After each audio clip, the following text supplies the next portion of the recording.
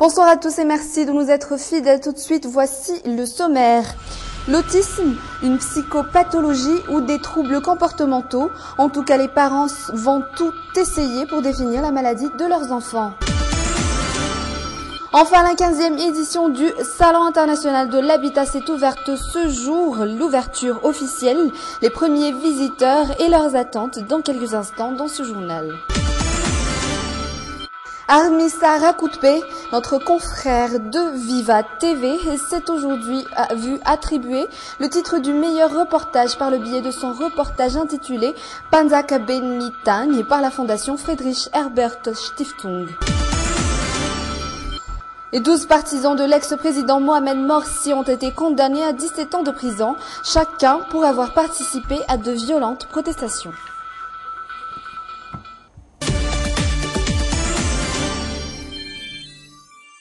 Pas un seul d'entre nous ne se plaint de la forte chaleur qui sévit dans la capitale ces derniers jours. Ce ne serait pas la première fois que la température atteigne les 30 degrés à Tananarive. L'année dernière, la même chose s'est déjà produite à la même période.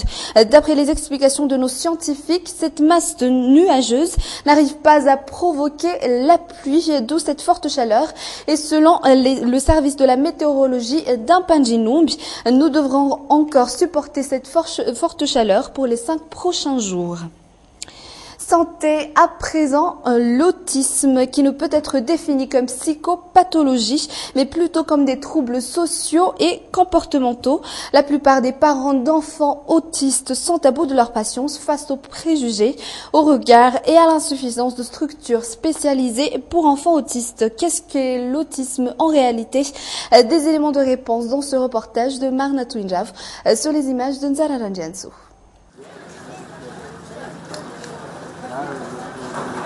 Un des très rares établissements assurant l'éducation des enfants atteints d'autisme dans tout Madagascar, cette école.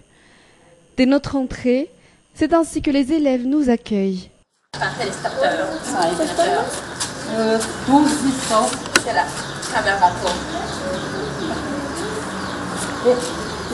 Aina a 12 ans. Voici son cahier. Il est à présent dans la même classe qu'un enfant de 6 ans. En ce moment, il est en classe de 10e. Il commence petit à petit à s'y faire. Là, il semble être un tout petit peu enthousiaste d'étudier, ce qui n'était pas le cas l'année dernière. Ils sont 17 enfants à être éduqués dans cette école spécialisée. Et ils sont tous autistes. Quelle en est la raison?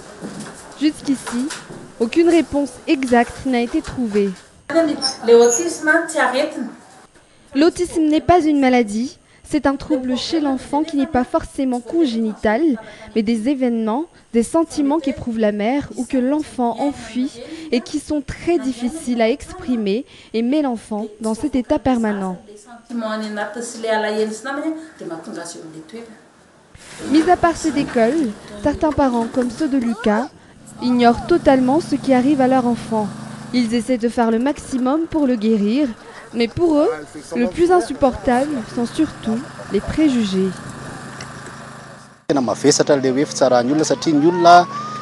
Ces préjugés nous pèsent lourd. Quand on emmène l'enfant sortir et qu'il fait une crise, les gens nous jugent, ils nous regardent comme si on était de mauvais parents qui ont mal élevé leur enfant parce qu'on n'arrive plus à le contrôler, on ne sait plus quoi faire pour le calmer, on attend juste que ça passe. Tout récemment, nous avons décidé de ne plus sortir de la maison, ne plus aller à des fêtes, parce qu'on sait qu'une fois dehors, il est probable qu'il refasse une crise, alors que nous ne pouvons juste pas fuir. Les parents doivent faire en sorte de faire connaître ce qu'est vraiment l'autisme pour que leur entourage puisse changer de point de vue et afin que l'enfant puisse davantage s'ouvrir. C'est ce que Mboulatine, la mère d'Achille, un enfant autiste, essaie de faire en effectuant une pétition sur Internet. Les pétitions de La pétition concerne surtout le manque de spécialistes en la matière ici à Madagascar, alors que nous voulons vraiment savoir si l'enfant est vraiment autiste ou pas. Ce diagnostic doit absolument se faire par de vrais spécialistes. On doit donc le faire ailleurs qu'au pays.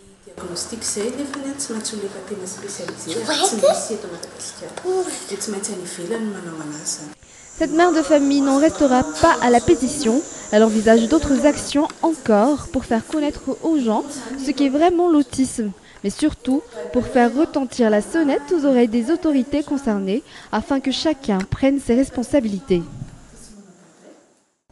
Santé toujours, 4 millions de Malgaches, soit 23% de la population de Madagascar, s'avèrent être atteints de l'hépatite B. Ils ne le savent pas, ils ne sont pas tous au courant de cela. Depuis 2001, une école publique ici à la capitale a attribué des vaccins et a fait faire des bilans à ses élèves afin de prévenir cette maladie. Anna Muriel et Yves Janel. L'hépatite B. Dès que la question est posée, tous ces enfants connaissent tous la réponse.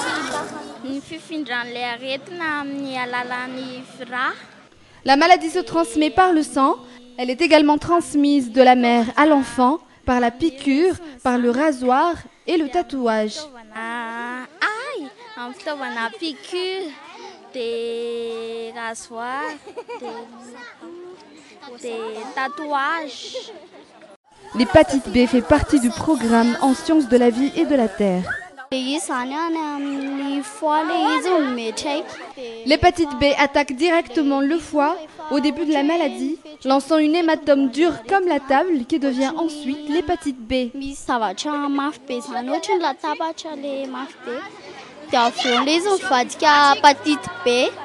Il est pourtant difficile de la dépister. Les symptômes n'ont pas été déterminés. Le problème avec l'hépatite B, c'est que 90% de ceux qui portent le virus n'en montrent pas les symptômes et ne savent manifestement pas qu'ils sont malades. Seuls 10% savent qu'ils sont malades et vont se soigner. Les symptômes sont généralement le teint jaunâtre, les malaises, la fatigue ou encore la nausée.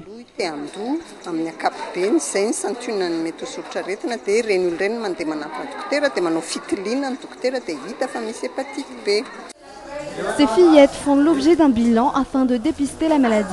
Elles sont aussi mises au courant quant à ce qu'est vraiment la maladie qui sera prévenue à l'avance.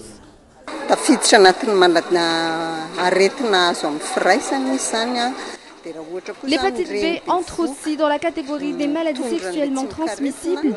La mère enceinte peut également la transmettre à son enfant, que ce soit par le sang ou encore à la naissance du bébé.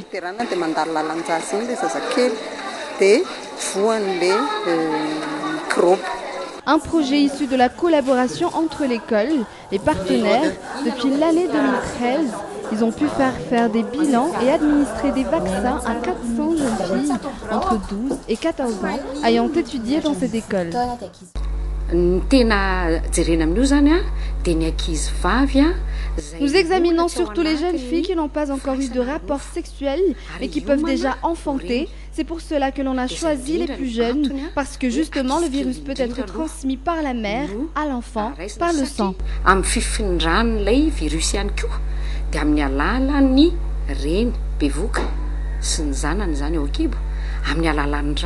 Si la maladie n'est pas dépistée très tôt et n'est pas soignée, qu'elle atteigne ensuite le stade terminal, une piqûre par semaine, le traitement de la maladie pourrait coûter dans les 900 000 ariars, un traitement qui doit durer 48 semaines. Comme ce qui vous a été rapporté ce matin, le Salon international de l'habitat 15e édition, ce grand événement économique, a débuté aujourd'hui au parc des expositions Forello Expo Tanzumbato, un salon lors duquel tous ceux qui œuvrent dans l'immobilier, dans la construction, se sont regroupés. On essaiera également de prouver que Madagascar n'est pas laissé pour compte dans ce secteur. Ce qui rendra ce salon si particulier, c'est la Biennale des arts de l'océan Indien, mais aussi la mise en valeur de l'architecture si particulière de la région d'Analamangue, un événement qui durera jusqu'à la fin de cette semaine. Et voilà pour l'ouverture, mais qu'en est-il de cette première journée du Salon international de l'habitat? En général, ce sont surtout les mobiliers qui sont mis en valeur, mais aussi tout ce qui concerne la construction. Les nouveautés, par contre, c'est tout ce qui attire les visiteurs. Les participants avaient hâte que la journée commence enfin. On est le 14 novembre.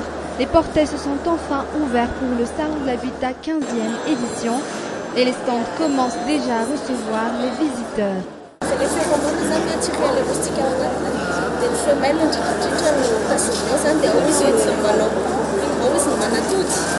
Des accessoires, de la décoration, tout sur l'intérieur et l'immobilier, c'est ce qui est mis en exergue sur ces 12 000 mètres carrés.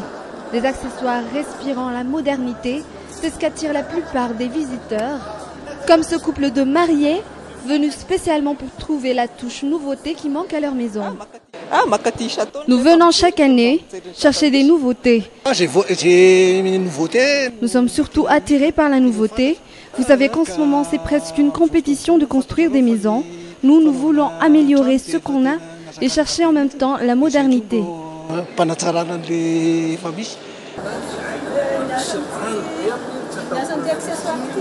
Cet accessoire sert à ranger les marmites, les poêles, les casseroles. Tout peut être rangé dedans. Non loin de là, cet autre stand, elle, a une toute autre offre pour les visiteurs, toutes sortes de jeux et de divertissements.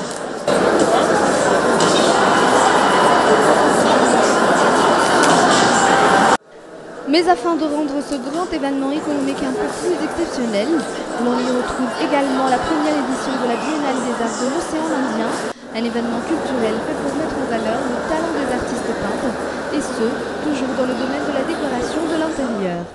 Une nouvelle plus que réjouissante à présent, notre confrère Armissa Rakoutpe et le reportage qu'il a effectué dans le sud du pays ont remporté le premier prix du meilleur reportage suite à un concours initié par Friedrich Ebert Stiftung ou la FES. La radio et la télévision Viva par la même occasion étaient récompensées. Des prix qui leur ont été décernés ainsi qu'aux 13 autres journalistes ayant suivi la même formation étaient sur place. Anna Muriel et Zara Jansouf. Panzaka Benitang ou encore le Badouinia Fugeioformis, ce bois précieux porte bonheur et en voie d'extinction. Telle a été la généralité de ce reportage effectué par notre journaliste Armissa Rakoutpe. Un bois précieux imprégné d'une grande partie de la culture malgache mais qui semble être oublié.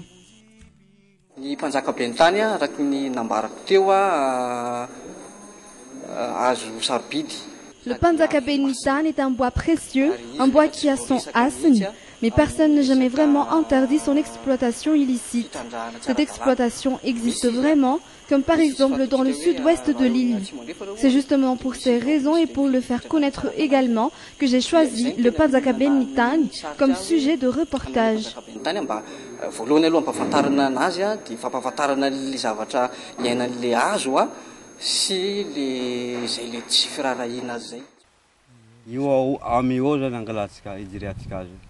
Une rencontre avec ceux qui habitent autour de la seule zone forestière où l'on peut encore en trouver, des échanges avec des trafiquants de ce bois précieux, des débats avec l'autorité concernée, ce sont généralement eux qui ont permis d'effectuer ce reportage.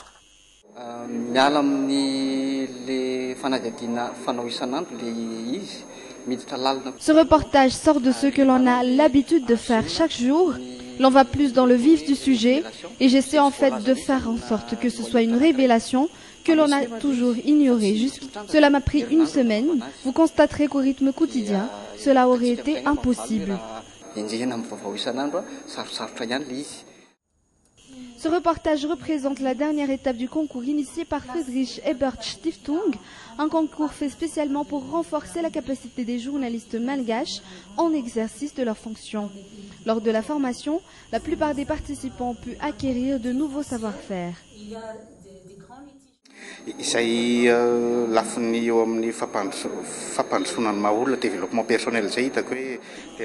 Le développement personnel, tel a été le plus grand atout de cette formation.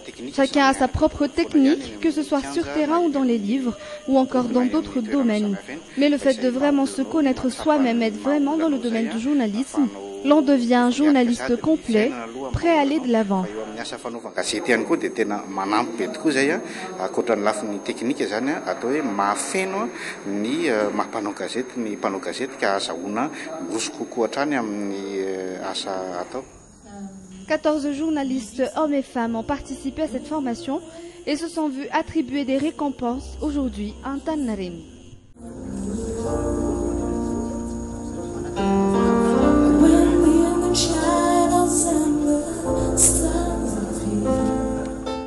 Ainsi s'achève ce journal. Merci de l'avoir suivi. Je vous souhaite une excellente suite de programmes sur Viva. Au revoir.